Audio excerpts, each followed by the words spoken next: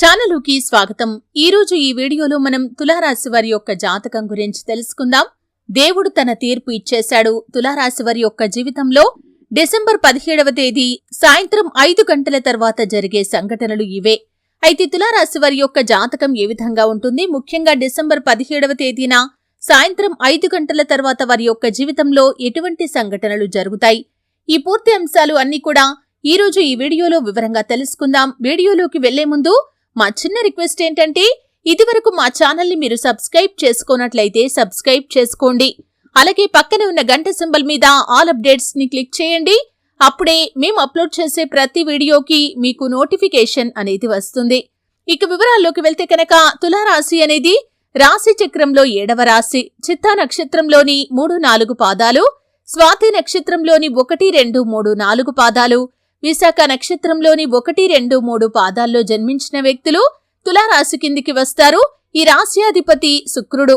వీరి యొక్క మనస్తత్వాన్ని మనం చూస్తే కనుక అందరితో కలుపుకొని పోయే తత్వాన్ని కలిగి ఉంటారు. 10 మందిలో కలిసి తిరుగుతూ కొత్త కొత్త విషయాలు తెలుసుకొని వాటి మంచి చెడు బేరీజు వేసుకొని అమలు చేస్తూ ఉంటారు. అలాగే కొత్త వ్యాపారాలు ప్రారంభించడానికి ఎప్పుడూ కూడా ప్రయత్నాలు చేస్తూ ఉంటారు. అయితే పెద్దలను కలవకుండా మీరు ఎటువంటి సొంత నిర్ణయాలు తీసుకున్నా కానీ అది మీకు కలిసి రాదు. కాబట్టి ఈ విషయాన్ని ఖచ్చితంగా గమనించాలి. ఏ విషయమైనా సరే పెద్దలతో సంప్రదించి అనుభవజ్ఞుల సలహా తీసుకొని మీరు ముందుకు వెళ్లటం చాలా ఉత్తమం. ముఖ్యంగా తులారాశి వారి యొక్క జీవితంలో డిసెంబర్ 17వ తేదీ సాయంత్రం 5 గంటల తర్వాత వారి యొక్క జీవితంలో ఊహించని సంఘటనలు జరుగుతాయి.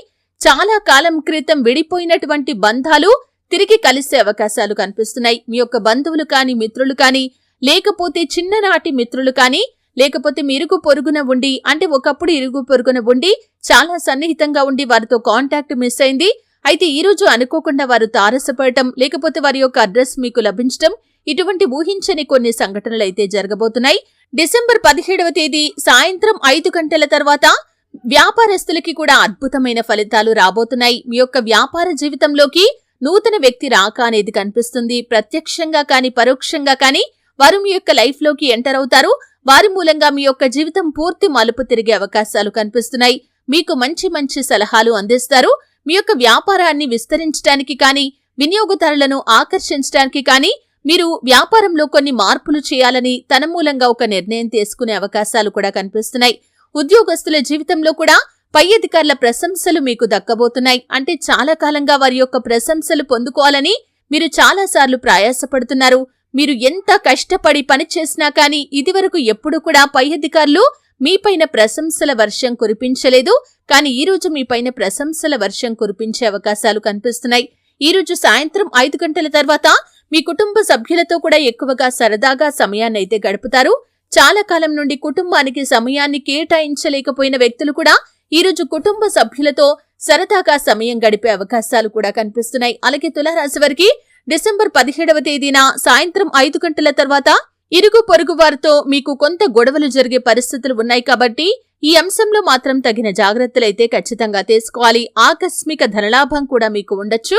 అంటే చాలా కాలం నుండి మీరు ఏదైనా డబ్బు పొందుకునే పరిస్థితులు ఉండి కూడా దాన్ని పొందుకోలేకపోతున్నట్లయితే కనుక ఆ డబ్బు ఈ రోజు అందే అవకాశాలు కూడా కనిపిస్తున్నాయి.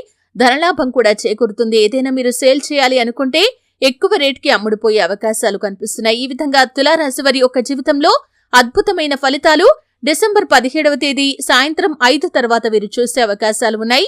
ఆర్థిక స్థితి అనుమతిస్తే కనుక గోమాత సంరక్షణ కోసం వీలైనంత ఆర్థిక సహాయం చేయండి. అలాగే మీరు పశుపక్షాతులకు నీటిని, ఆహారాన్ని అందించండి.